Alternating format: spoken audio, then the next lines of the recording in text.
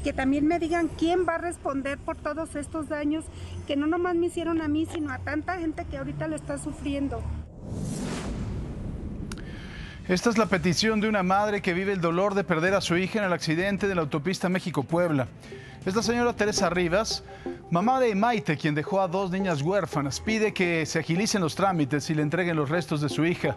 Hasta el momento solo han acudido 13 familiares de las 17 personas que fallecieron, esto al Centro de Justicia de Ayotla en Ixtapaluca, para realizarse las pruebas de ADN e identificar a sus seres queridos. En el caso de la explosión de un ducto de Pemex en Xochimehuacán, en Puebla, que ocurrió el pasado 31 de octubre, la madrugada de este martes aumentó a 3 ya el número de muertos, desgraciadamente. Es una adolescente, una chavita que tenía quemaduras en 32% de su cuerpo, pero en las vías respiratorias también. José Antonio Martínez, secretario de Salud del Estado, informó que 2 personas ya fueron dadas de alta, entre ellas un menor de 6 años. Sin embargo, 9 continúan en el hospital, 7 en estado grave y 2 delicadas.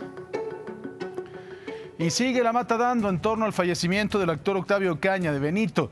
El gobierno de Cuautitlán Izcalli dio a conocer que los 2 policías que participaron en la persecución de la camioneta actuaron de acuerdo a los protocolos establecidos, tal y como quedó asentado en la carpeta de investigación de la Fiscalía del Estado. Detallaron que las armas de los oficiales, quienes fueron citados a declarar, pasaron por las pruebas periciales pertinentes, al igual que la patrulla, para determinar si impactaron el vehículo. Además, aseguraron que las pertenencias de Octavio Ocaña fueron entregadas a su familia sin que se reporte algún artículo perdido y que la mujer policía señalada de robar el celular no estuvo presente en el lugar de los hechos y solo compartió el video de dominio público en su cuenta de Facebook. En Tonalá, Jalisco, también se registró un enfrentamiento entre civiles armados y policías municipales. Los agentes fueron sorprendidos mientras realizaban labores de vigilancia, en la presa de Locotillo.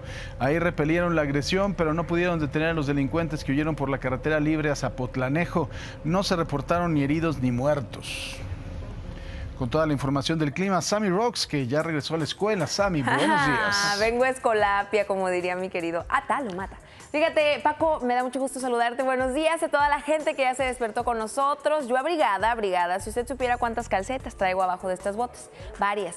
Entonces, ¿qué pasa aquí en territorio nacional? Está bajando una masa de aire frío. Se está desplazando un nuevo sistema frontal sobre Sonora, sobre Baja California y Chihuahua. Este nuevo frente frío va a estar en dirección este-sureste. Por tanto, lo que ha dejado a su paso el frente frío 7 va a verse reforzado en la frontera norte, noreste, oriente, centro y de igual forma inestabilidad en el sureste mexicano. Ya sería para finales de semana. Lo que sí es que el frío, Paco, va a continuar en el centro y en el norte del país. Seguimos, va en las mañanas y en las noches entre los 0 y los 5 grados centígrados y entre 5 y 10 son las más generales. Pero esta y más información en un momento más, Paco.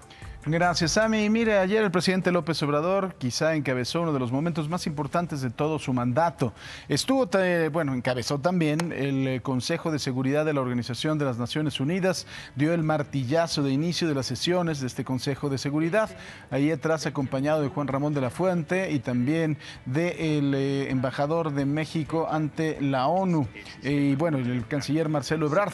En una especie de reproche a la ONU, López Obrador recalcó que nunca se ha hecho nada trascendente en favor de los pobres, por lo que urgió crear un plan de bienestar, el cual contemplaría un fondo de $1 billón, dinero que saldría de 3 lugares: de una contribución voluntaria del 4% de las 1,000 personas más ricas del mundo.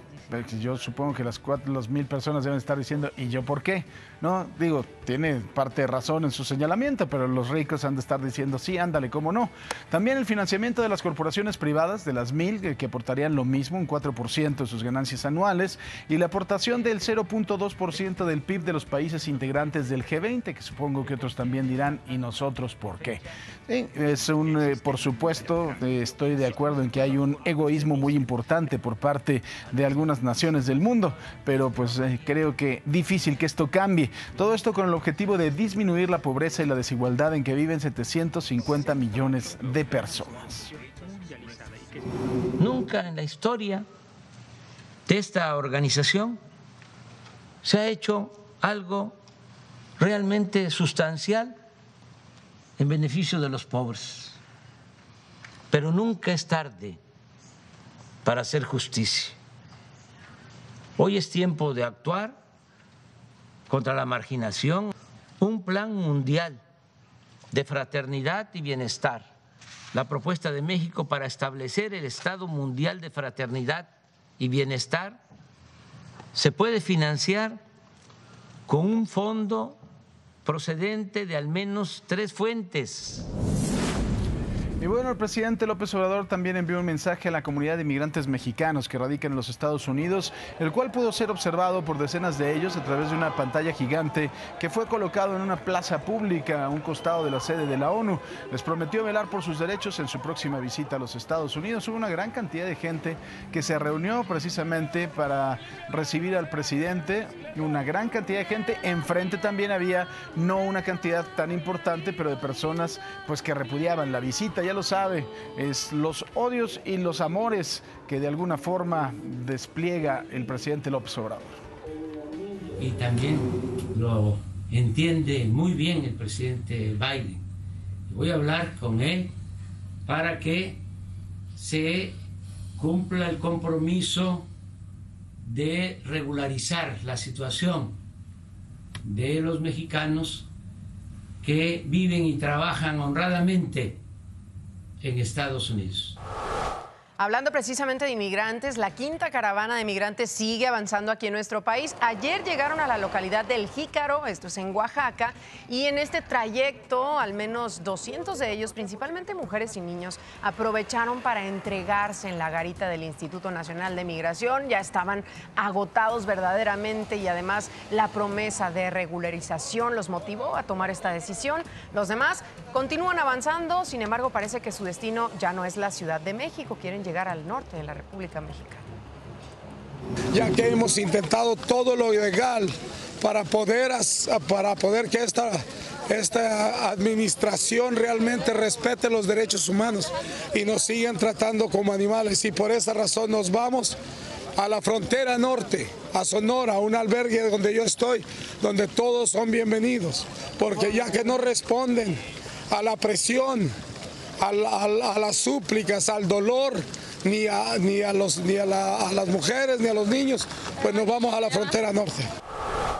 Precisamente en la frontera norte de nuestro país, este lunes fueron detenidos 3 polleros, además de 11 migrantes que viajaban en un par de vehículos en Ciudad Victoria, esto fue en Tamaulipas. Policías los detuvieron gracias a las cámaras del C4, luego de detectar que viajaban a exceso de velocidad y se pasaron un alto ahí sobre el Libramiento Naciones Unidas. Los 3 hombres quedaron a disposición de la Fiscalía General de la República, mientras que los indocumentados, entre ellos 3 menores de edad, fueron entregados a autoridades migratorias para su deportación.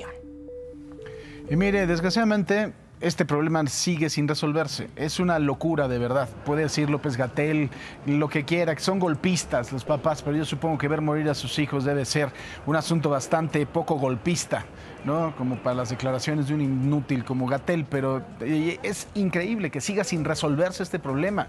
Aquí en la Ciudad de México, este grupo de padres de familia tuvo que manifestarse frente a la Terminal 1 del aeropuerto, tuvieron que bloquear para otra vez denunciar la falta de medicamentos en diversos hospitales.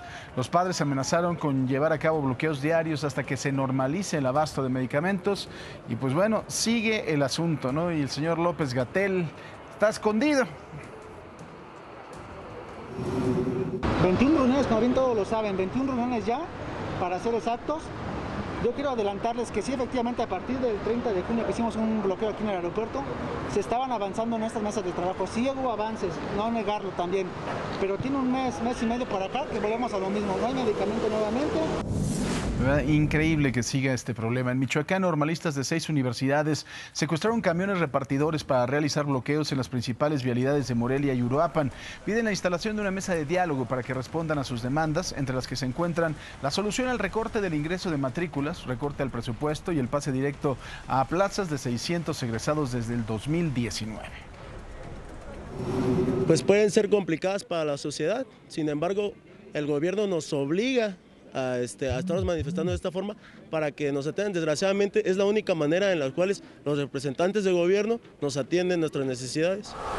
En otra información ahora nos vamos a India, uno de los ríos más sagrados de este país quedó cubierto con una espuma tóxica, lo que se sumó a los males de los residentes de Nueva Delhi que ya soportan un manto de niebla espesa sobre la capital. El gobierno atribuyó al problema a las aguas residuales y desechos pesados de la industria vertidos en el río. Autoridades ya habían prometido limpiar este lugar, pero vean nada más en qué condiciones está. Bueno, las redes sociales, la pregunta del día, Marlene Stahl, buenos días. Buenos días, mi querido Paco Sea, y buenos días también a todos ustedes. Gracias por iniciar este miércoles con nosotros. Son las 5 de la mañana con 58 minutos y a través de nuestras redes sociales queremos invitarlo a participar en nuestra pregunta del día. Mire, dígame, ¿cree que realmente hay un ahorro en las compras del Buen Fin? ¿Sí o no? Hoy inicia, señores, ya algunas ofertas para que cuide su cartera. Yo sé que nos vamos a dejar ir como gorda en tobogán, pero pues más vale que hagamos cuentas desde antes. Paco, regreso contigo. Bueno, nosotros vamos a hacer una pausa, pero por supuesto tenemos mucho más para usted. Un hombre murió atropellado, desgraciadamente, en la carretera México-Cuernavaca. No va a creer por qué se había bajado de su auto.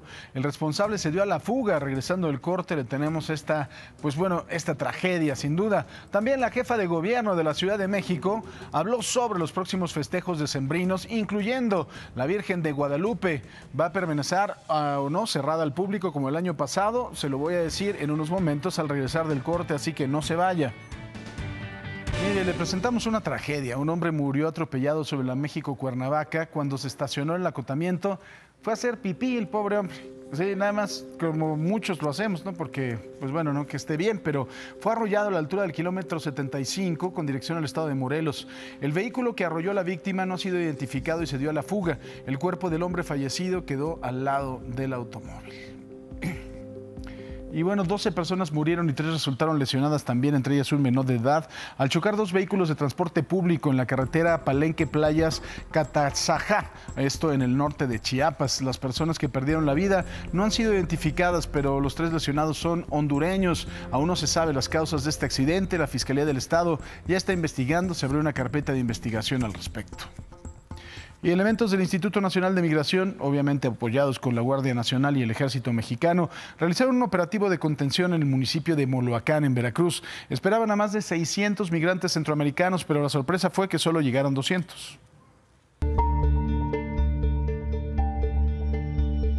Más de 300 elementos antimotines de la Guardia Nacional, Ejército, Policía Estatal, junto con agentes del Instituto Nacional de Migración, se desplegaron en la comunidad de Chapo, del municipio de Moloacán, Veracruz. Esperaban el arribo de más de 600 migrantes por la zona de las vías, pero la mayoría huyó entre el monte y solo encontraron en el Bronce, una comunidad anterior, alrededor de 200, en su mayoría de Nicaragua y Guatemala.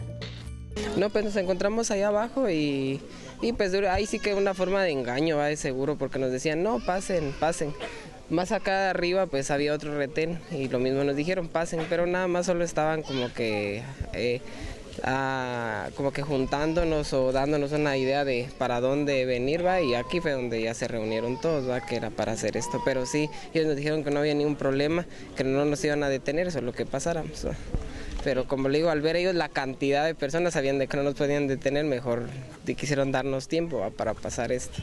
Los agentes de migración dialogaron con los indocumentados para convencerlos de que se entregaran, pero solo 50 de ellos aceptaron subirse a las camionetas de migración. El resto continuó su camino por las vías porque no les garantizaron tramitar su permiso en poco tiempo. Nosotros preguntamos si era de una semana, dijeron que de 15 a un mes. ¿Y eso no te conviene? Mucho tiempo. O sea, en ese tiempo avanzaríamos nosotros bastante. Que dicen que nos van a dar su apoyo, que nos van a ayudar con unos papeles acá para movernos y tener una estadía pues en el país, así no sé por cuánto tiempo. Entonces estamos en eso y tomamos la decisión de entregarnos así voluntariamente, aunque confiando en ellos, ¿verdad? El contingente de las corporaciones policíacas se desplegó en el Chapo, sobre la zona de las vías, para esperar la llegada de los migrantes que no se quisieron entregar a migración, pero nunca llegaron a ese punto, porque al percatarse también huyeron por el monte. Este es el primer operativo de contención de migrantes que se lleva a cabo en el estado de Veracruz para impedir su avance por el país. Para Imagen, Tamara Cor. Acompáñame, vamos a ver qué está pasando en el mundo. Oiga, le cuento que el presidente de Estados Unidos, Joe Biden, planea organizar una cumbre trilateral con los líderes de México y Canadá, la primera de este tipo en más de 5 años. Según fuentes familiarizadas con el asunto, podría realizarse el 15 de noviembre, la próxima semana, en Washington, aunque los detalles finales de la reunión entre Biden, López Obrador y Trudeau aún se están elaborando. La cumbre en persona coincide con tensiones regionales sobre energía, comercio y, por supuesto, migración.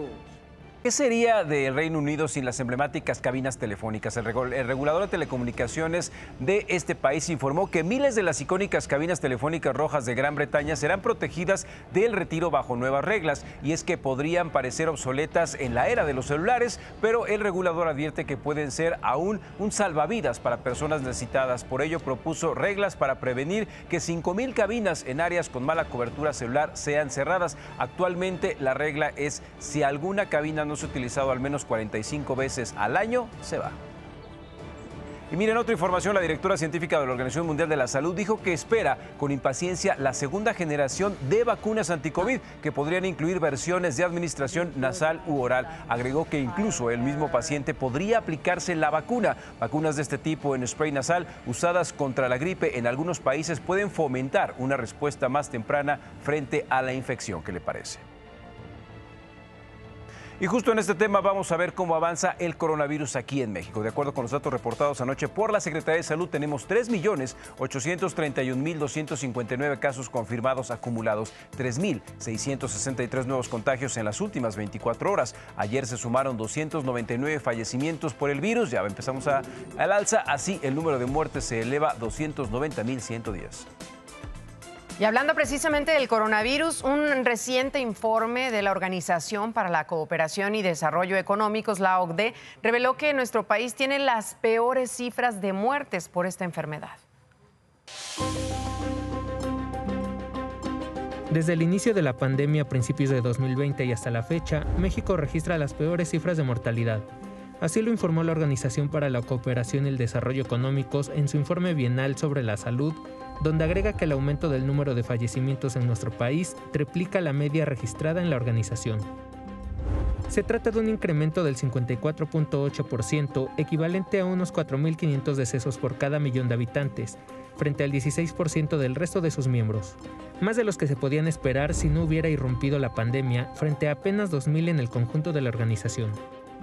Además, México también destaca por ser el tercer país hasta el pasado 1 de noviembre con la tasa de vacunación anti-COVID con esquema completo más baja, con un 47% de la población inmunizada.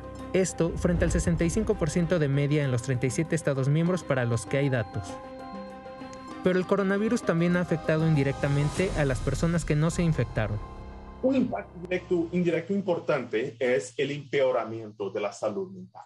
Nosotros observamos que hay un aumento sustancial de depresión y ansiedad en muchos países de la OCDE durante la pandemia. Por ejemplo, en México hubo un incremento de una prevalencia de depresión entre los adultos de 3% a un 28% comparando 2019 con 2020. Durante la presentación del informe se reconoció que se creía erróneamente que los sistemas de salud de los países de la OCDE eran resilientes, pero no lo fueron tras la llegada de la pandemia de COVID-19. Algunos de los sistemas de salud más bien financiados y más bien proveídos del mundo tuvieron impactos fuertísimos con la pandemia, ¿no? Entonces, yo creo que esto nos llevó a una reflexión sobre cuáles son las inversiones necesarias para el futuro para hacer con que esos sistemas estén más preparados, bueno, porque vendrán nuevas pandemias. La OCDE hace énfasis en el impacto de los estilos de vida poco saludables como el tabaquismo, el consumo nocivo de alcohol y la obesidad, que aumentan el riesgo de que las personas mueran por coronavirus. Además, en cómo el gasto en prevención de enfermedades sigue siendo relativamente bajo y solo representa en promedio el 2.7% de todo el gasto en salud. Con información de Laura Toribio, Imagen. La jefa de gobierno de la Ciudad de México, Claudia Sheinbaum, informó que para este año la Basílica de Guadalupe sí iba a estar abierta, sí abrirá sus puertas el 12 de diciembre. Aseguró que se va a proteger la integridad, la salud de los miles de feligreses que siempre llegan ahí en procesión, llegan a visitar a la Virgen, para que lleguen al templo pues con seguridad. Esto fue lo que prometió.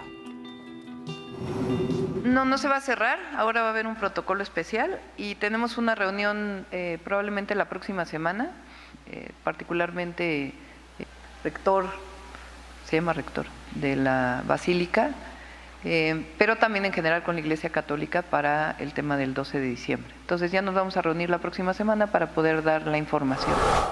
Cuídense mucho, por favor, porque la Organización Panamericana de la Salud ya dijo que podría venir la cuarta ola en diciembre. ¿Cómo va la vacunación? Le cuento que el último reporte de la Secretaría de Salud señala que se aplicaron 271.457 dosis en el país. Así, el total de personas vacunadas hasta el momento es de 75.027.447 con una o dos dosis, que corresponden al 84% de la población, pero mayor de 18 años.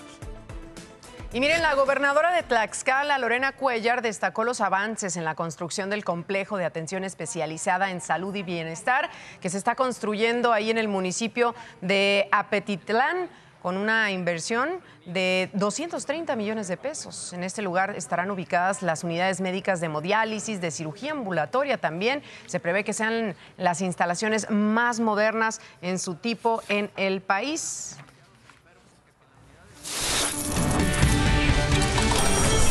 La Secretaría del Bienestar inició con los depósitos bancarios de las pensiones para las personas adultas mayores y para personas con discapacidad permanente en todo el país, correspondiente al bimestre noviembre-diciembre. La subsecretaria Ariadna Montiel mencionó que este año el número de pensionados creció en 1.350.000 nuevos beneficiarios, que se sumarán al padrón existente de 8 millones de beneficiarios.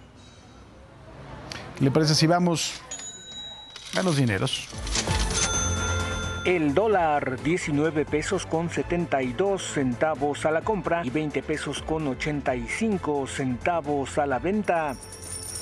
El euro, 21 pesos con 85 centavos a la compra y 24 pesos con 18 centavos a la venta. Muy buenos días, ¿cómo están? 6:16, a estirarse, parece de la cama, ya quítese esa cobija, ese cobertor grande, ya es momento de un café. ¿Qué pasa aquí en territorio nacional? Nublados están cubriendo la parte norte-noreste y de igual forma en el centro y en el sur los cielos están más despejados con nuestro contraste importante del cual le comentaba.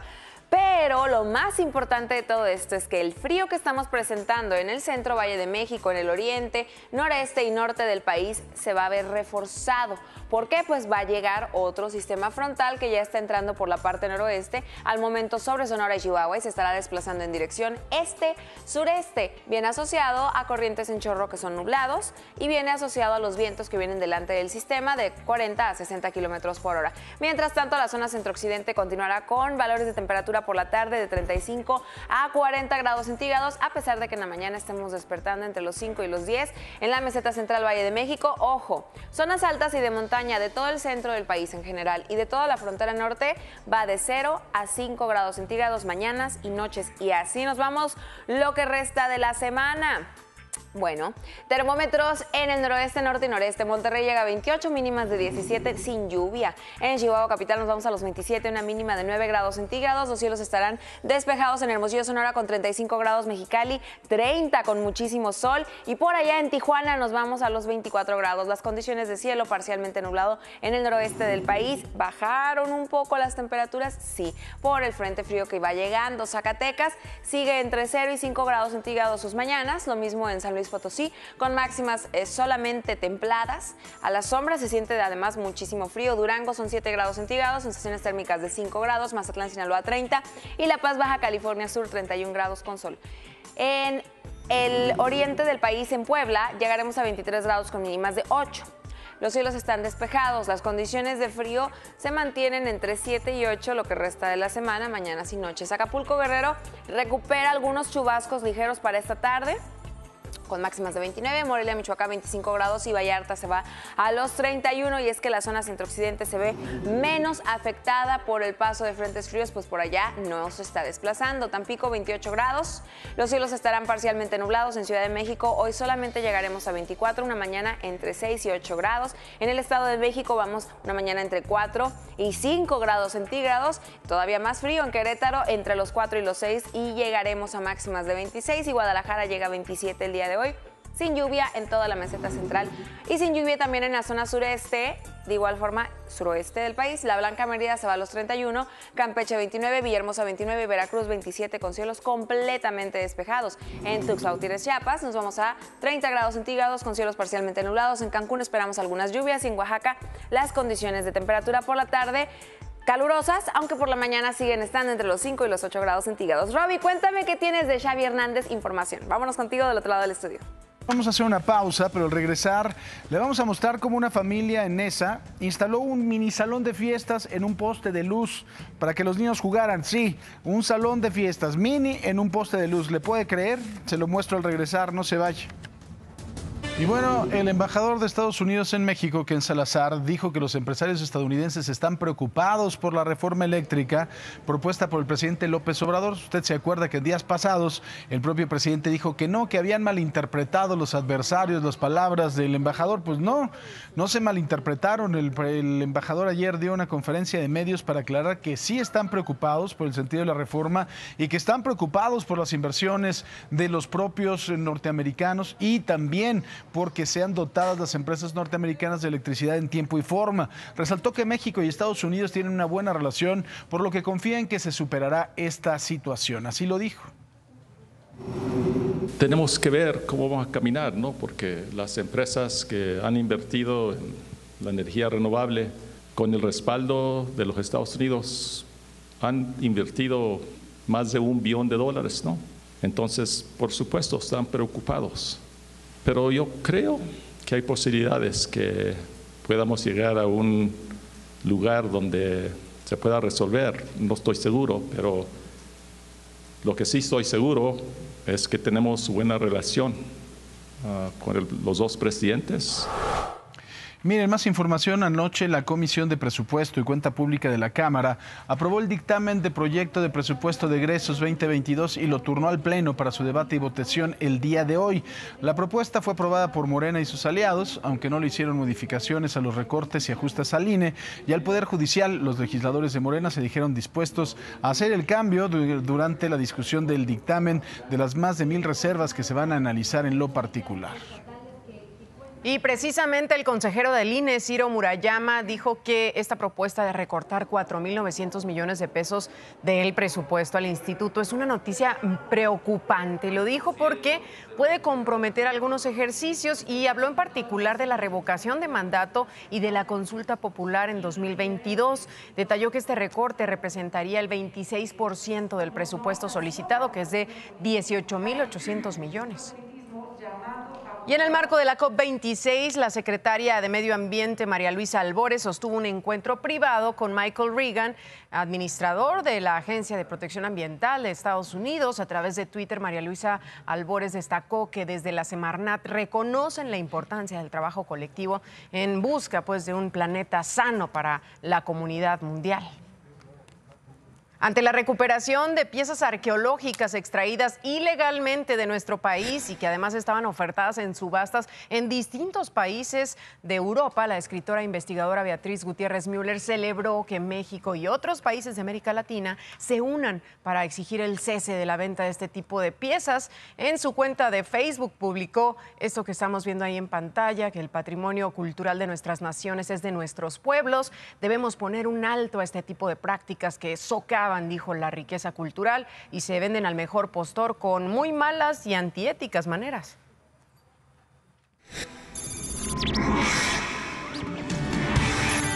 El presidente López Obrador encabezó el Consejo de Seguridad de la ONU en Nueva York. Recalcó que nunca se ha hecho nada trascendente en favor de los pobres, por lo que urgió a crear un plan de bienestar, el cual contemplaría un fondo de $1 billón. La quinta caravana migrante llegó a la localidad de El Jícaro, en Oaxaca. Al menos 200 de ellos, principalmente mujeres y niños, se entregaron en la garita del Instituto Nacional de Migración. El agotamiento y la promesa de regularización los motivó a tomar esa decisión. En la Ciudad de México, un grupo de padres de niños con cáncer se manifestó frente a la Terminal 1 del Aeropuerto Internacional para denunciar la falta de medicamentos en diversos hospitales. Amenazaron con llevar a cabo bloqueos diarios hasta que se normalice el abasto de medicinas. La jefa de gobierno de la Ciudad de México, Claudia Sheinbaum, informó que para este año la Basílica de Guadalupe sí abrirá sus puertas el 12 de diciembre. Aseguró que están en pláticas con las autoridades eclesiásticas para establecer los protocolos de salud que realizarán. Mire, yo no sé si son irresponsables, están locos o son con una ignorancia supina. Una familia que vive precisamente en la colonia La Perla, en Nezahualcóyotl, construyó un mini salón de fiestas que está usted viendo ahí en las imágenes sobre un poste de luz. De acuerdo con los vecinos del lugar, pues esto tenía más de un año. Te imaginas si al niño se le ocurría subir un poquito la mano, pues bueno, los fuegos artificiales no se iban a hacer esperar, ¿no?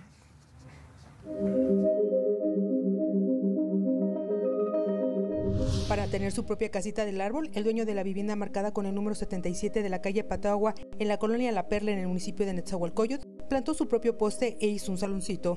Yo lo veo un tipo como kiosco. Sí representa un riesgo porque puede caer, entonces puede lastimar a las personas que estén dentro. Mire, desconozco exactamente la fecha, pero sí ya tiene algunos ayeres. ¿Cómo cuántos años? Unos 3 años más o menos. Era una casita para que se suban los chamacos a jugar, para que sus hijos jugaran. Aunque al lado de la vivienda no pasan cables de luz, el dueño colocó una lámpara alimentada por cables de la calle, por lo que personal de CFE se presentaron a retirarlo. Está muy bien, es un mal ejemplo para la comunidad. Dicen que la persona que vive ahí tiene algo que ver, es algún funcionario, trabaja en la comisión, me parece, y pues es un abuso de autoridad. Ya tiene poco más de un año, me parece. De hecho, últimamente hasta lo pintaron, lo estaban remodelando, me parece.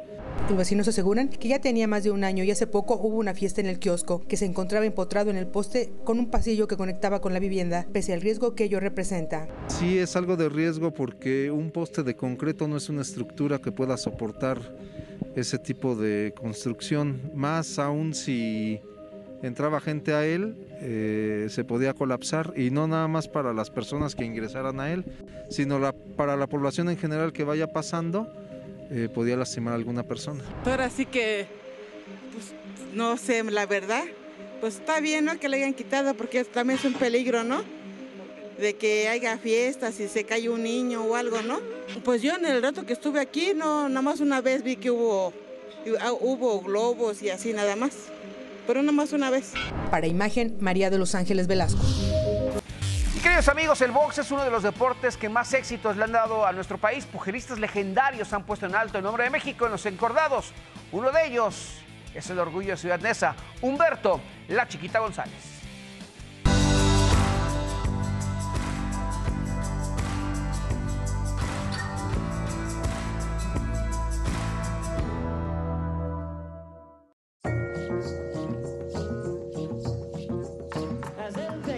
Gigante de Neza, Humberto Chiquita González. Tenía 7 años, 5 o 6 años, cuando mi papá me llevaba al gimnasio, porque también le gustaba el deporte, le gustaba el boxeo. Me llevaba, después de trabajar en la carnicería con mi papá, me llevaba al gimnasio, pero a mí me gustaba. En mi casa puse que en una barda, voy a ser campeón del mundo, y ahí se quedó, y cuando fui campeón del mundo, ahí me retraté. La imagen, el boxeador, el campeón, es por mi papá, porque de todos modos mi papá me enseñó a trabajar muy bien, yo sé trabajar muy buena la carne. Existimos los dos, porque los dos hicimos historia, hacer una trilogía de peleas entre él y yo. Tengo en eso siempre la mente, que sí me fui muy apresuradamente, no sé por qué, por mi familia, porque siempre concentraciones, y mis hijos yo no los vi crecer, yo no los vi nacer, me saturé de tanto entrenamiento, tanta concentración, por eso me fui. Ahora que me estás comentando, como que sí me hubiera gustado seguir peleando y pelear en otro peso, en peso mosca, porque a toda la mayoría les gané, fueron peso mosca y en peso super mosca. El Consejo Mundial de Boxeo para mí es todo. Yo siempre pensé, lo platiqué hace ratito, que yo quería ser campeón mundial del Consejo Mundial de Boxeo, que era el cinturón que yo veía en la televisión con mi papá, que yo quería ese cinturón.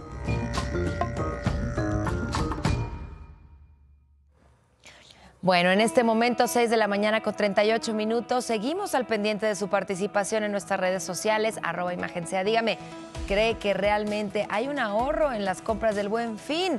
¿Qué han dicho los mexicanos? Pues únicamente el 11% sí cree que haya un ahorro, el 89% dice que no. Mire, yo que ya estoy de señora y ahorita estaba viendo las ofertas, pues no sé si sea mucho ahorro, lo que sí es que te dan ganas de gastar, ¿no? Ya está el mood de andar de comprador. Instagram, Facebook y Twitter, nuestras redes sociales para que nos sigan, @ImagenSea.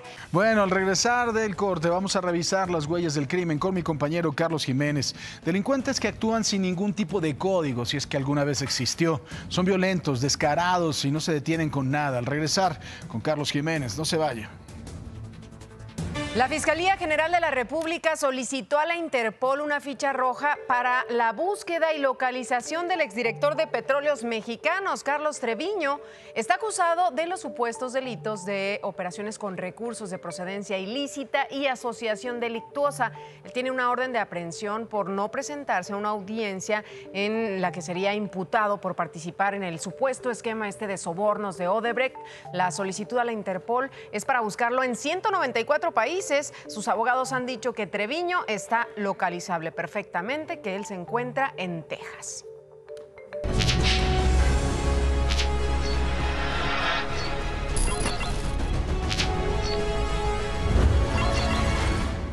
Últimamente hemos visto algunos hechos aislados que lo que reflejan es la tremenda violencia, la tremenda irresponsabilidad y pues bueno, creo que ya hasta parte de la locura con la que actúan algunos criminales que no les importa el respeto a la vida de los demás. Han sido hechos aislados, pero que finalmente son parte de un todo, de esta delincuencia que ya no tiene lo mejor código de ética si es que alguna vez existió. Claro, Carlos, ¿cómo estás? No importarles, Paco. Bien, Paco. Buenos días a todos ahí en casa.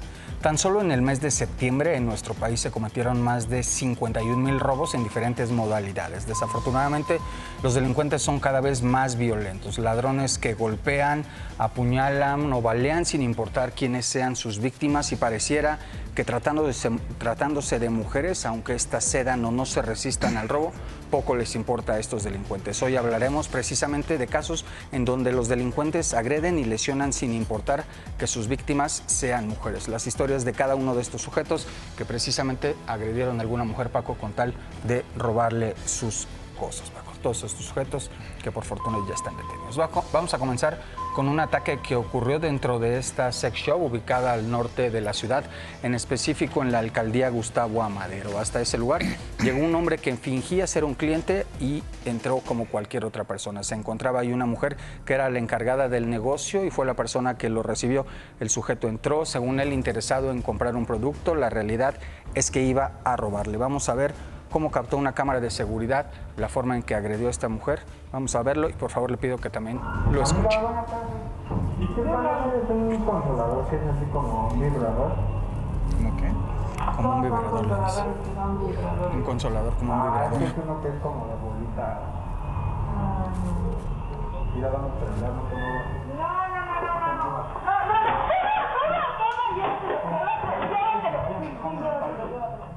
Cállate, no me desmadres.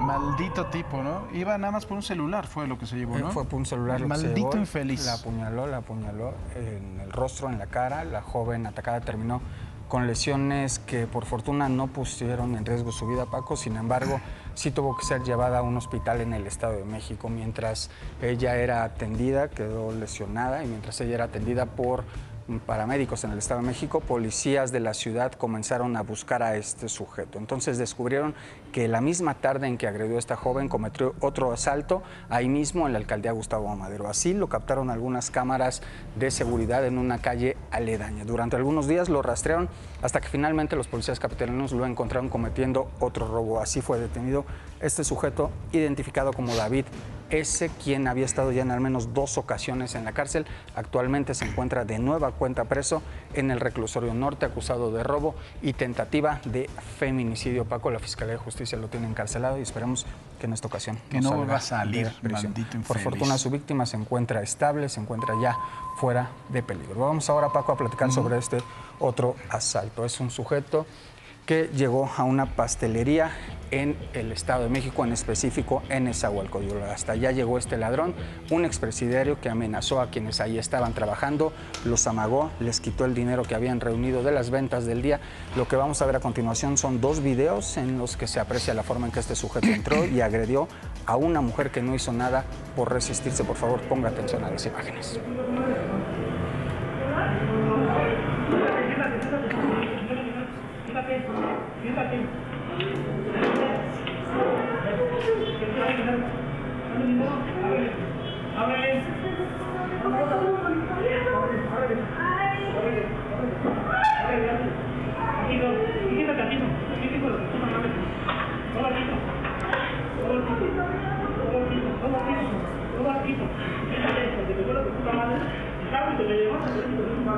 ¿Venía armado el tipo? Sí, llevaba una pistola.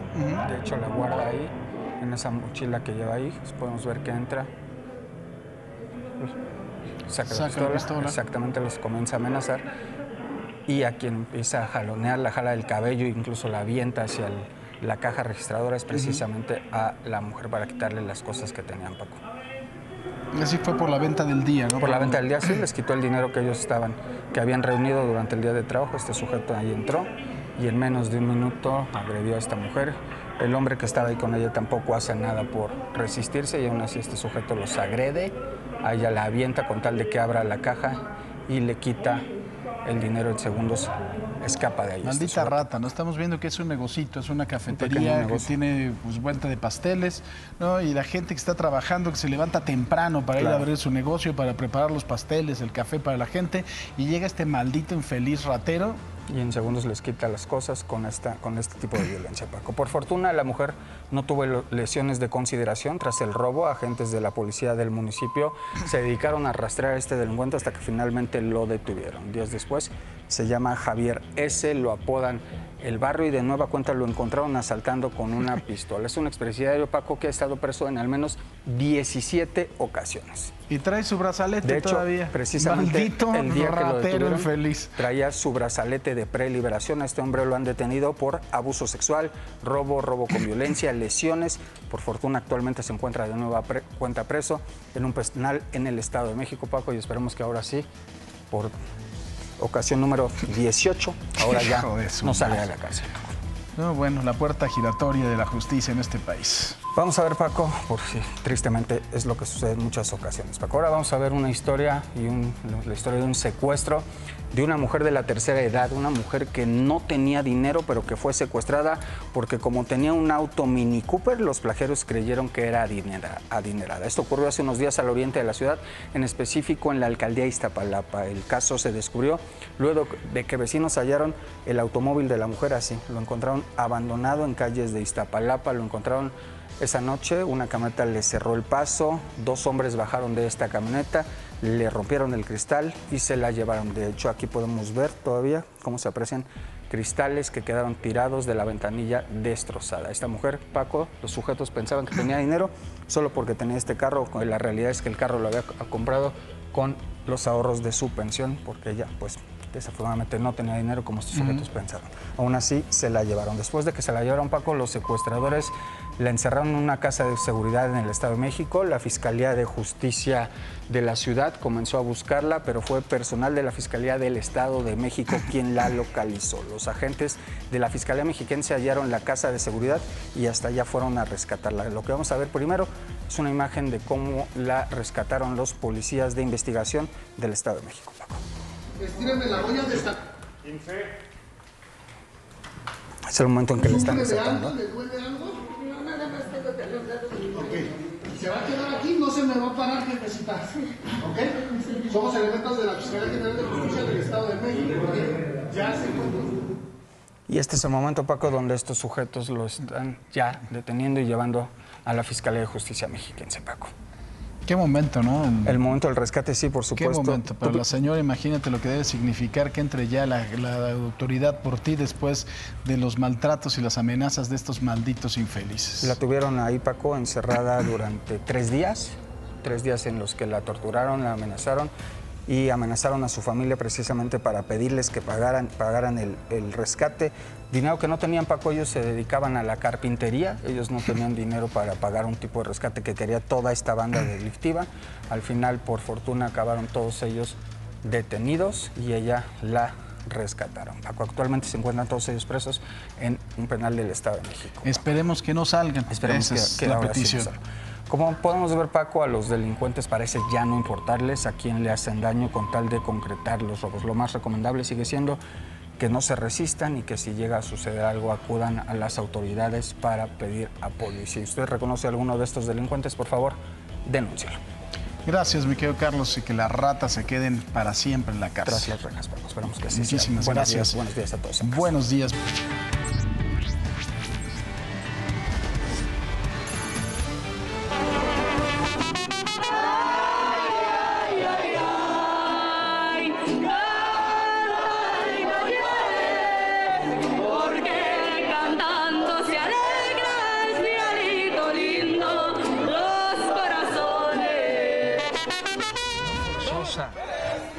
Una decisión individual y no un fenómeno de proporciones demográficas.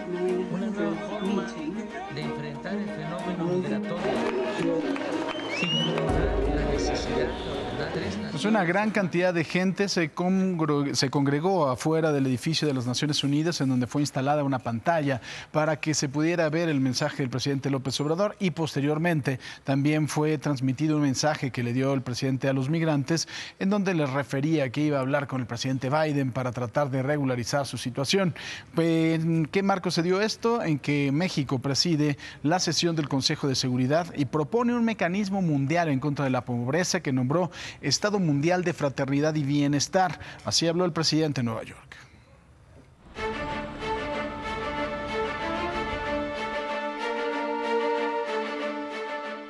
Declaro abierta la sesión número 8.900 del Consejo de Seguridad. Cumpliendo el riguroso protocolo de Naciones Unidas, incluyendo el cubrebocas, el presidente López Obrador presidió el diálogo del Consejo de Seguridad en Nueva York. Desde el inicio de su mensaje, el presidente dejó claro que no hablaría de armamento ni ejércitos, una de las principales agendas del Consejo. Para el presidente López Obrador, el enemigo a vencer es otro.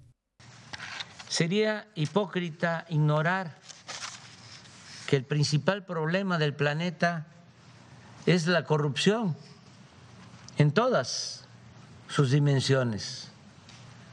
Sería insensato omitir que la corrupción es la causa principal de la desigualdad. Y como ejemplo del daño que causa la corrupción, el presidente usó la mayor y más actual preocupación mundial y asestó la primera crítica a la ONU. Mientras las farmacéuticas privadas han vendido el 94% de las vacunas, el mecanismo COVAX, creado por la ONU para países pobres, apenas ha distribuido el 6%. Un doloroso y rotundo fracaso. Con el secretario general de la ONU, Antonio Guterres, sentado a su lado, el presidente López Obrador siguió en ese tenor.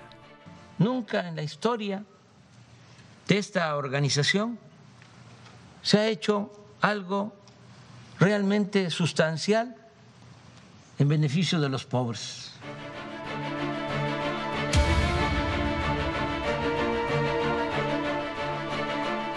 El presidente aprovechó la grada para promover sus programas insignia. Aseguró que la solución para la desigualdad en el mundo son programas como Jóvenes Construyendo el Futuro y presumió el programa Sembrando Vida, el cual dijo puede evitar además que más de 300,000 centroamericanos dejen su país para ir a Estados Unidos. Y como cierre de su mensaje, el presidente López Obrador no se alejó de su estilo y propuso un programa de apoyo a los pobres a nivel mundial. Le llamó Estado Mundial de Fraternidad y Bienestar, un plan mundial que implicaría obtener recursos de 3 fuentes: que las 1000 personas más ricas del planeta aporten de manera voluntaria el 4% de su fortuna, una aportación igual de las 1000 corporaciones más valiosas del mundo y un 0.2% del PIB de los países del G20. No creo, lo digo con sinceridad, que alguno de los miembros permanentes de este Consejo de Seguridad se oponga a nuestra propuesta. Solo siendo buenos podemos ser dichosos. Precisamente de estas imágenes que estábamos viendo, pues ayer las redes sociales encendidas hablando de AMLO en la ONU. ¿Qué opinas, Paco? ¿Cómo le fue al presidente en la ONU? Pues mira, yo tengo una sensación mixta, ¿no? Primero, la verdad, la cantidad de gente que se reunió afuera fue impresionante. Hubo gente también opositora, pero en mucho menor medida. La cantidad de gente que se reunió fue impresionante. No sé si fue espontánea, no sé si hubo también un trabajo político, que eso también se puede hacer, pero fue impresionante. Creo que en ese sentido le fue bien. La propuesta es una propuesta muy interesante, es una propuesta que causó mucha polémica y es una propuesta, pues bueno, que si fuera real sería maravillosa. Sí. Porque yo digo, por ejemplo, ¿no? Lo platicábamos ayer, Elon Musk no tiene ni 3 centavos en la cuenta. O sea, lo vas a obligar a que venda las acciones de Tesla, por ejemplo, para tener el efectivo, el cash flow, o cómo vas a obligar a Jeff Bezos, o cómo vas a obligar a alguien, o sea, ¿cuál será el mecanismo? Sí, esas grandes fortunas que tienen las tienen invertidas. No, o además hay alguno que dirá, ¿y yo por qué? ¿No? Como diría Fox, y yo no tendrían por qué. Hay algunos países que dirán y a lo mejor abrazarán la propuesta, pero hay otros que ayer que no se manifestaban muy conformes, ¿no? Entonces yo creo que es un poco utópico el asunto. Totalmente. Aunque ahora, tenga razón. Claro, la idea es buena. Ahora, teniendo esas cantidades de dinero para repartirlas en la pobreza, ¿con qué programa lo va a hacer? Como las becas de aquí no han funcionado. Entonces tendría que hacer toda una estrategia y a ver si funciona, si es que su propuesta se llevará a cabo. Desde que se creó en México el Programa Nacional de Solidaridad que lo hizo Salinas, que era precisamente esto, es lo mismo, ha ido evolucionando de alguna u otra forma. La verdad es que nunca se ha sacado a gran parte de la población de la pobreza. Esa es la realidad de las cosas. Es que no puede sacar de la pobreza a la gente simplemente entregándole el dinero. No, y ahora, obviamente, si se va a hacer en el marco de la ONU, se tendría que hacer algún mecanismo que fuera sustentable, pero también lo dijo ciertamente, el mecanismo COVAX de reparto de vacunas a los países pobres tampoco ha funcionado y está bajo el amparo de la ONU. Entonces está muy complicado el tema, ¿no? Es complejo, claro, pues es que imagínate. Pero ahora, mundial. Si quería ponerse en los titulares de los periódicos de todo el mundo, lo hizo y lo hizo muy bien. O sea, ahí salió en todos lados. Pero pues todos los que fueron también. Ah, pues sí. Bueno, a ver, te invito a leer el primer tweet. Claudia Sheinbaum, el mensaje de nuestro presidente López Obrador en la ONU es para crear el Plan Mundial para la Fraternidad y Bienestar. Es sincero, contundente y viable. Otro mundo sin corrupción es posible. La paz es fruto de la justicia por el bien de todos, primero los pobres. Muy bien, eso dijo nuestra jefa de gobierno. Es uno de sus principales Fíjate, apoyadoras. Muy interesante, Adrián Levarón, lo que dice, ¿no? Seguro ya tiene el discurso que dará ante la ONU. Presidente López Obrador, reconozca que existe terrorismo en México, pero que la responsabilidad es de muchos. Ante los países, honre a las víctimas, convocando a la esperanza y colaboración.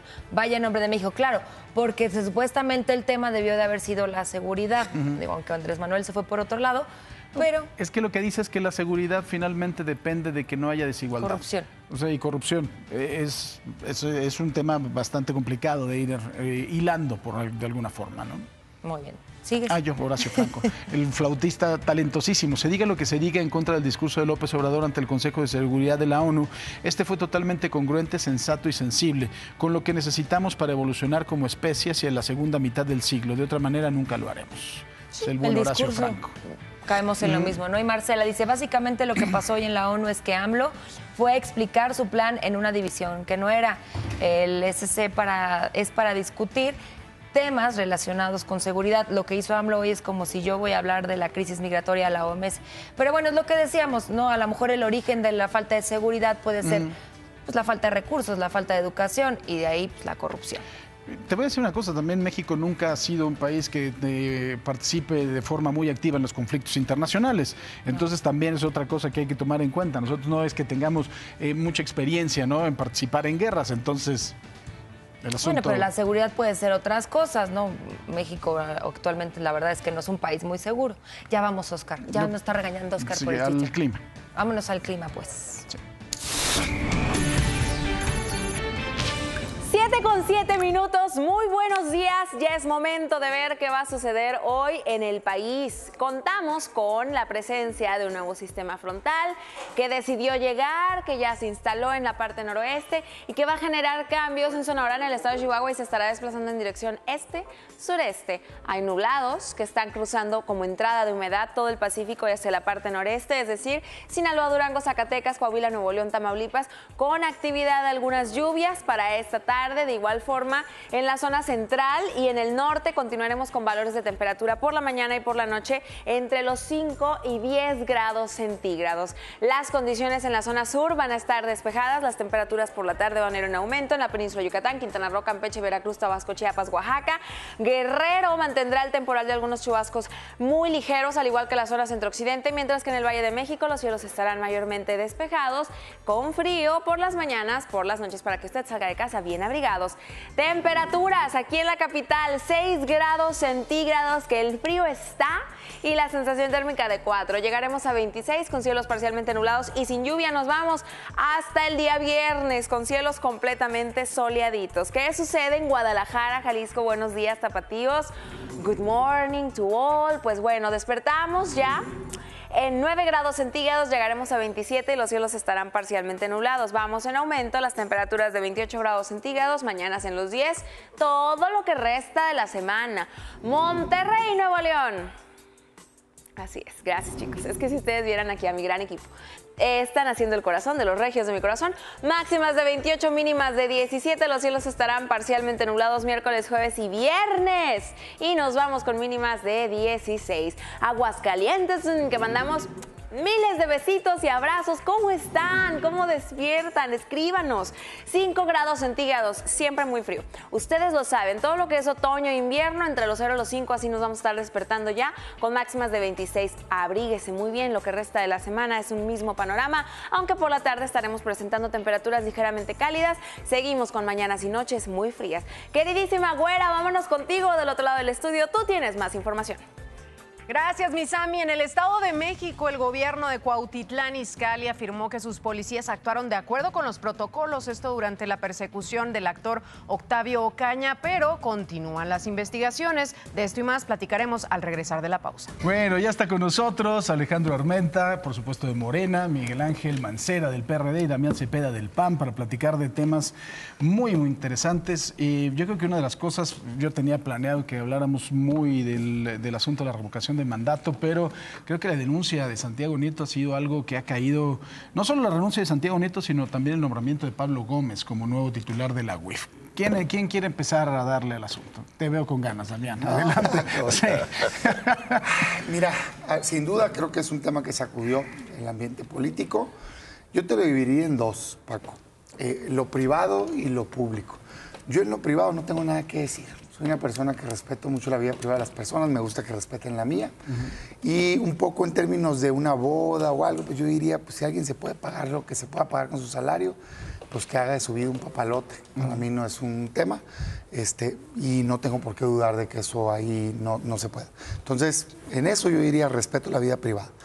En términos públicos, sí creo, y aquí déjame echarle una flor al gobierno, luego dicen que soy muy crítico, pero sí creo que el presidente ha marcado una línea muy clara, pues, en su gobierno, y nadie debería dudar de ella, que es, no le gusta esta imagen de exceso, digamos, muy ligada al pasado, ¿no? De opulencia y demás, y creo que varios funcionarios han cometido el error de no tomar eso con seriedad, y creo que el presidente ha sido consistente, que cuando ve algo así, que en este caso se hizo un escándalo, porque que si un invitado iba en avión privado, que si quiénes eran, que si el dinero que encontraron, en fin, que al final parece que no hay nada indebido, pero me parece que el escándalo que generó pues un rechazo en una línea que ha querido mandar el presidente, de que el gobierno es austero, y en eso me parece que fue lapidaria su decisión y, bueno, contundente. Dicho eso, sí decirle a la gente nada más que me da la impresión de que no tiene que ver con combate a corrupción,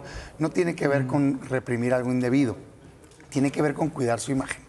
porque bien que no le molestan las casas de Bartlett ni los sobres en los videos, ¿no? No le molestó la corrupción de Lozoya hasta que lo vieron cenando en un restaurante que generó repudio. O sea, es más bien cuando siente que está amenazada su imagen, le pega a la mesa. Entonces, porque aquí una de las cosas que creo que sí fue claro es que no hubiera pasado gran cosa si no se destapa el escándalo de Paola Félix, ¿o sí? Gracias, Paco. Buenos días, Damián, senador Mancera. Sin duda que el presidente envía un mensaje, y yo quiero ser autocrítico, a todos los que militamos en el movimiento, para revisar con mucha puntualidad nuestra conducta, nuestro comportamiento público. Y tiene razón, porque parte del gran problema que genera sentimientos encontrados en la sociedad es esta visión de la población pobre y el gobierno rico, ¿no? Este sentimiento de frustración, procesos disociativos en donde tú ves dispendio. Yo pongo un ejemplo. El fondo de la Presidencia de la República llegó a tener más de 2.500 millones de pesos al año. Solo el manejo de la oficina presidencial. Hoy el presidente ejerce 600 millones de pesos, sin duda. Es un ejemplo de que para el presidente, sin duda, el tema de la austeridad pasa del discurso al presupuesto, porque cuando pasas al presupuesto y tocas el presupuesto, sin duda hay un cambio de fondo en la forma de concebir el poder y el ejercicio del poder. O sea, esto te lleva a que a un concepto que en el sentido presidencialismo monárquico se llama abuso de poder. Abusas del poder, abusas del cargo, abusas de la autoridad. Y eso es lo que el presidente está mandando, y creo que todos, independientemente del poder legislativo, que es un poder autónomo, del poder ejecutivo, del poder judicial, yo creo que es más en el terreno de la ética, de la moral, donde los servidores públicos debemos de entenderlo. Y cada quien que se ponga el saco que le corresponda en el ejercicio del poder. Yo así lo asumo como un mensaje. Y creo que tenemos que afinar nuestras conductas. Ahora, Miguel, Paola Félix es una mujer, es un matrimonio, no sé si el dinero sea de ella o sea del marido, pero tienen mucho dinero. O sea, tienen una casa muy grande desde antes de ser funcionaria pública. No dudo que le alcance para irse en un avión privado. ¿En dónde estuvo a lo mejor lo malo ahí en ese sentido? Mira, de lo que se sabe de los medios de comunicación, y primero saludo a mis compañeros y te saludo a ti, a toda la audiencia, por supuesto, que ni siquiera era de estas personas, parece que era de otros de los acompañantes o de las personas que iban en la aeronave. El punto es la no declaración, hasta donde trascendió en los medios de comunicación. Pero también coincido claramente en que es una señal de imagen de gobierno que se manda con mucha contundencia, que es un punto en donde ni siquiera sabemos si es que era muy cara o no muy cara la realización de la fiesta, pero sí la potencia mediática por las personas involucradas fue altísima. Y en redes sociales, incluso directamente afectado, señala, a fin de no dañar esta imagen, este planteamiento de movimiento, me retiro, ¿no? Entonces, sí es una señal fuerte de esta imagen de gobierno, que además viene enlazada con el propio mensaje que dio ayer en Naciones Unidas el presidente al iniciar prácticamente su discurso. Yo quiero ser mal pensado. Este tipo de incidentes, la primera notificación que se tiene son dos instancias. A la par de la propia autoridad que lo hizo y, por supuesto, Secretaría de Relaciones Exteriores, ¿no? Por ser una funcionaria del gobierno de Claudia Sheinbaum, se habrá filtrado, porque se filtró muy rápido, se filtró en un día no laborable. ¿Habrá sido fuego amigo? Pues, ahora sí que los cuchillos nos caen. Oye, de la comunicación tan veloz, es más una especulación. Yo creo que hoy claro, todos estamos sujetos al escrutinio público, ¿no? Pero la funcionaria, a ver, sí, uno se tiene que hacer cargo de sus errores.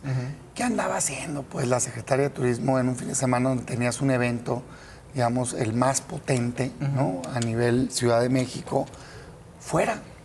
pues deberías estar aquí haciendo tu trabajo, ¿no? ¿Y qué andabas haciendo en un vuelo con un contratista? O sea, yo creo que en ese caso sí se rompieron barreras de código de ética. ¿Te refieres al caso de Alejandro Gou, que organizó el desfile de Día de Muertos? Y en vuelo privado, cuando tienes un código, en este caso así están, pues, en este gobierno, del no uso de ese tipo de aeronaves. Yo creo que ahí sí era evidente, ¿no?, el tema. Y bueno, en todo creo que queda una lección. Debo decir, déjame poner un símil, yo lo decía ayer, al presidente le iban a cobrar un penalti en contra y metió gol. O sea, le iban a cobrar un penalti en contra y metió gol. Metió gol porque actuó rápido y mandó un mensaje contundente de en mi gobierno eso no va. Yo creo que eso lo hizo bien, ¿no? Mandó un mensaje positivo, pero pues no le creo que sea por un verdadero combate a corrupción, pues que le diga Bartlett, ¿no? Ahora, el relevo. Todas las columnas el día de hoy hablan del relevo de Pablo Gómez, que no tiene la experiencia policíaca al respecto, que no tiene la experiencia como un fiscal al respecto, y que lo ven como todavía politizar más la unidad de inteligencia financiera. ¿Tú crees que es así? ¿Es un buen nombramiento, Alejandro? Pablo Gómez es un economista, tiene formación universitaria y como economista cumple con el perfil ad hoc a un tema de esta naturaleza. Es un hombre de izquierda, es un hombre que está totalmente acreditado, es un hombre que ha tenido obras literarias, es un hombre maduro. Yo creo que es un hombre que sin duda va a concluir esta tarea en lo que resta del sexenio para que la unidad de inteligencia sea un órgano que provea de información para que se haga justicia. Ese debe ser el tema. La unidad de inteligencia financiera tiene que ser un ente que le dé elementos a las autoridades para que no exista impunidad. Ese debe de ser el sentido. Sin sesgo político, sin perseguir a propios y extraños. Yo estoy en contra de eso. He sido víctima de la persecución política. Entonces, creo que no se debe de criminalizar la protesta social, ni se deben de crear expedientes para combatir adversarios. Pero la unidad de inteligencia sí es un ente que, si cumple con esa función, va a lograr el propósito que persigue el presidente de la República, que es combatir la impunidad. ¿Tú qué opinas, Miguel? Tiene perfil, sin duda, Pablo Gómez. Yo considero, a reserva de lo que dicen hoy muchas de las columnas, que Pablo Gómez tiene, como lo estaba diciendo Alejandro, conocimiento profesional, o sea, no es un improvisado. Con Pablo puedes debatir temas jurídicos, con él tuvimos un debate muy fuerte, por ejemplo, cuando se hablaba de desafuero. ¿Recuerdas? Y la verdad, estuvimos juntos en ese debate. La verdad, es una persona muy estructurada en esa, es consistente.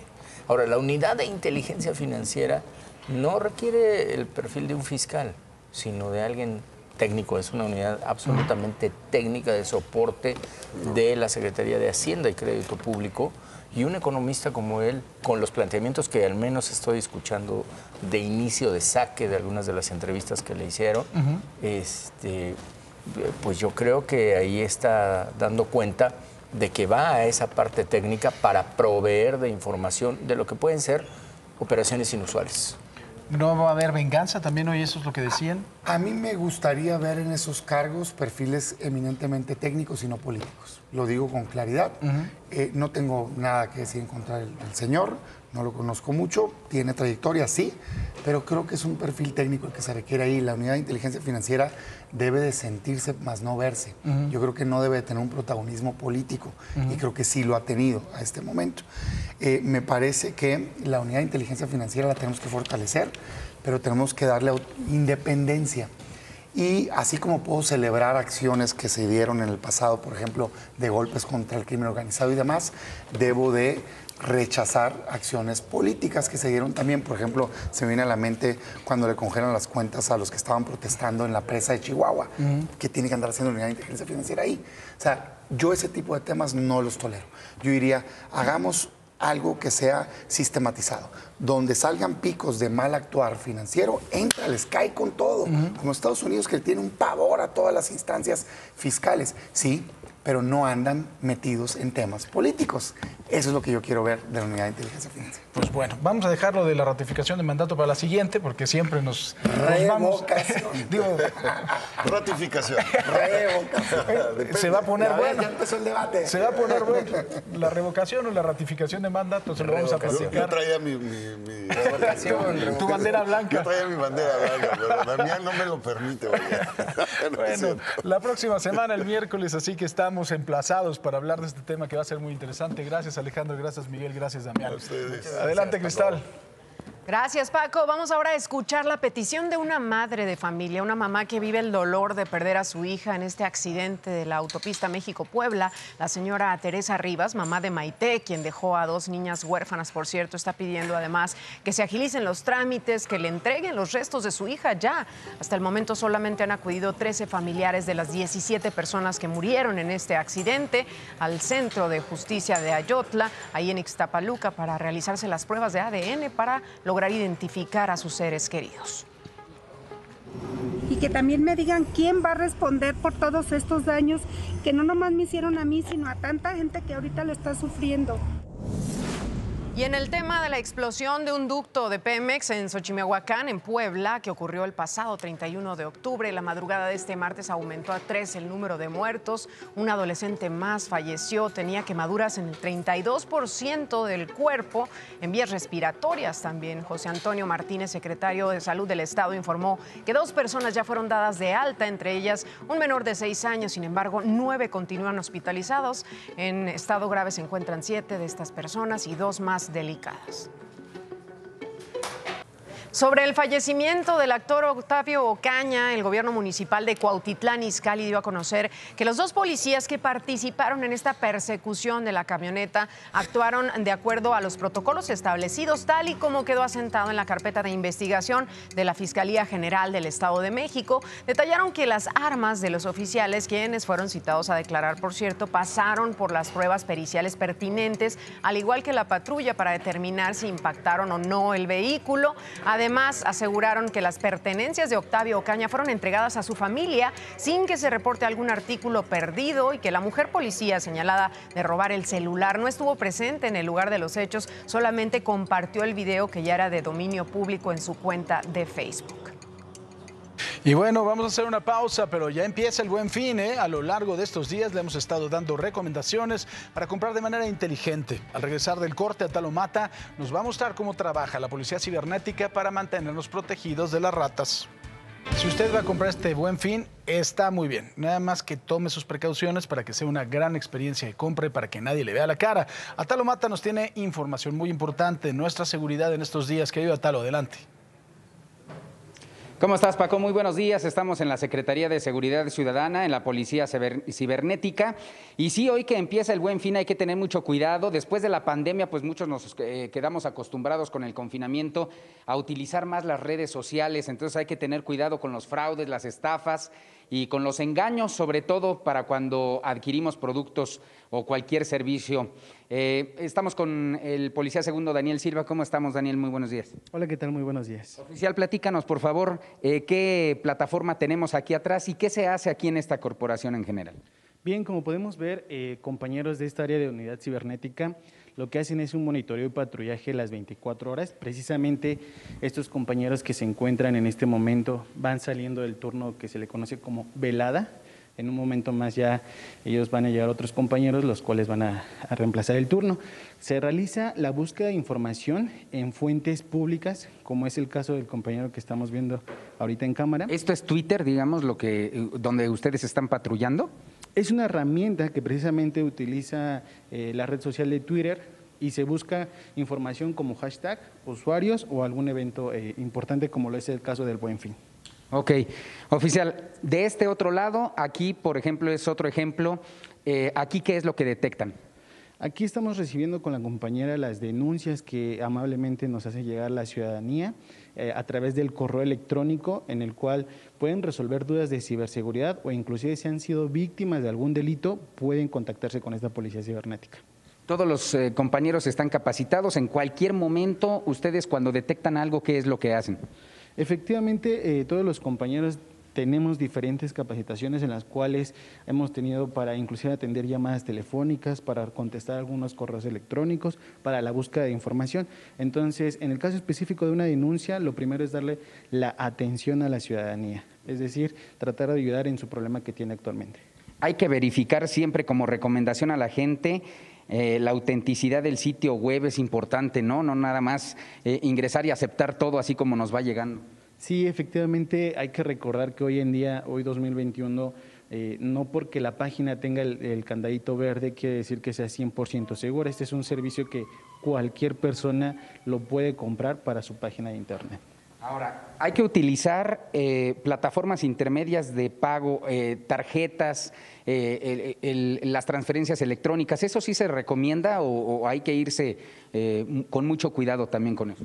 Efectivamente, una de las formas más seguras para hacer nuestras transacciones bancarias son con las aplicaciones de banca digital y que efectivamente nos dan herramientas como lo que es el token digital, la tarjeta que inclusive va cambiando el PIN cada determinado tiempo, entonces la activación y la desactivación inclusive de la misma tarjeta, sí es muy importante activar estas herramientas.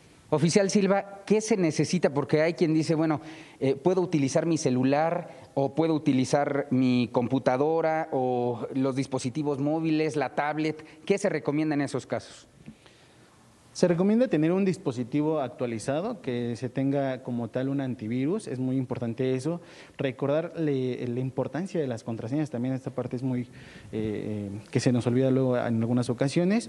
Y sobre todo en este tema específico del Buen Fin, si tienen alguna duda, primero antes marcar con un experto, como por ejemplo el caso de nosotros, para resolver y que puedan hacer su compra de manera segura. Muy bien, ¿a dónde denunciar ya por último? Tenemos el número de 5242-5100 en la extensión 5086 y a través del correo electrónico policía.cibernética@scc.cmx.gov.mx. Daniel Silva, muchas gracias. Gracias por recibirnos. Estamos para servirle. Y gracias por cuidarnos también, Paco, porque la policía cibernética es muy importante en estos casos. Hacen las indagatorias, la investigación, el trabajo de inteligencia que tienen ellos por detrás. Entonces también hay que cuidarnos nosotros desde que usemos algún gadget o alguna computadora desde casa. Totalmente de acuerdo. Qué buena información, muy importante, querido Atalo. Muy buenos días. Gracias. Hasta luego, Paco. Buen día a todos. Hasta luego. Fondos de Inversión Multiva presenta. Pues bueno, saludo con mucho gusto. Primero me declaro ídolos, son mis ídolos, me declaro fan. Y saludo con mucho gusto primero al señor Rodrigo Pacheco, que no sé en dónde está. Señor Pacheco, ¿cómo estás? Buenos días. Y Arnulfo Rodríguez, director de análisis del Grupo Financiero Multiva. El índice nacional de precios al consumidor está, pues bueno, un poquito desatado, más de 6%, 6.24. ¿Qué pasa con esto? ¿No se puede controlar o qué es lo que está pasando, Arnulfo, querido? Buenos días, Paco. Pues presiones inflacionarias muy importantes, eso es lo que estamos viendo y ya es preocupante. De hecho, la inflación está al doble del objetivo del Banco de México, con este 6.24%. Y puesto en perspectiva, es la mayor inflación anual pues desde 2017. Y si vemos el incremento mes a mes, el mensual, pues es desde 1998 que no teníamos una aceleración tan fuerte. ¿Qué hay detrás de esto? Una serie de factores y es difícil decir cuál sea el más importante, pero te puedo decir que en esto están jugando un factor importante los precios del petróleo, que están muy arriba por el lado de la inflación no subyacente, y los precios de las mercancías, por un tipo de cambio presionado, pero sobre todo por los precios de las materias primas y de los componentes que importamos. Mi querido Rodrigo, ¿cómo se va a poder controlar esto? ¿Vamos a seguir en lo mismo? ¿Va a poder haber algún tipo de control? Pues mañana, mi querido Paco, el Banco de México, que es el ente que tiene como mandato constitucional tener una inflación baja y estable, toma la decisión de política monetaria. El mercado dice que va a tomar un aumento de la tasa de referencia de 25 puntos base en la decisión de mañana y en la de diciembre. Sin embargo, creo que no está fuera de la mesa la posibilidad de que aumente 50 puntos base el día de mañana, a ver cómo se va comportando la inflación, que es el mecanismo que tenemos para controlar. Ahora, hay aspectos como el tema de los alimentos que hemos comentado recientemente, mi Paco, que sin duda también requerirá de política del gobierno federal en términos de atajar ese problema, porque sin duda le pega a los hogares que tienen menores ingresos. Ahora, el asunto también de las tasas de interés, porque la inflación y el control, por supuesto, de la inflación tiene que ver con, pues le está pegando directamente a las tasas de interés, Arnulfo. Sí, es correcto. La política monetaria sirve para controlar la inflación que proviene de la demanda agregada. Es decir, al subir la tasa de interés, pues la gente mejor prefiere reducir sus gastos, quizás ahorrar o usar menos la tarjeta de crédito. Bueno, esa es la inflación subyacente, es decir, la de mercancías o la de servicios. De los 4 componentes de inflación, bienes y solo servicios se encuentra dentro del rango objetivo del Banco de México. La otra la puedes atacar, la parte de mercancías, con el alza en tasas de interés. Pero tienes, por otro lado, en la inflación no subyacente, precios del petróleo y, como bien decía Rodrigo, precios de la energía que no dependen de lo que haga Banco de México. Aún así, es importante el alza de tasas de interés para romper las expectativas de inflación y tener un banco central que ratifique su compromiso con mantener una inflación controlada en el país. Pues, querido Arnulfo, como siempre, un placer. Mi querido Rodrigo, muchísimas gracias. Gracias, Paco. Gracias y muy buenos días. ¿Qué le parece si vamos a los deportes con el señor Roberto López Olvera? Robert, adelante. Fondos de Inversión Multiva presentó. Gracias, querido Paco. Momento de la información deportiva. Seguimos con las leyendas del boxeo mexicano. Ahora es el momento de un multicampeón, leyenda, legendario y por supuesto inmortal, José El Pipino Cuevas.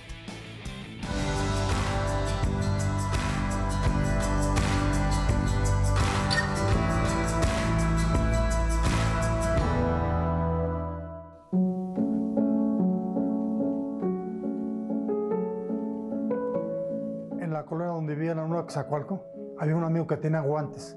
Y entonces todo el día me los andaba poniendo. Entonces mi papá dice, ¿te gusta el boxeo? Le digo, sí. Dice, mejor ven, te voy a llevar a un gimnasio. Y sí, me llevó a un gimnasio y ahí empecé mi carrera. Y no se me olvida que cuando llegué a mi casa, el primer día de entrenamiento, me dicen, papá, ¿qué hiciste? Pues le digo, me enseñaron a pararme, a pegarle al costal, le pegué a la pera, le pegué a los guantes. Y dice, cuando tengas 18 años vas a ser campeón del mundo.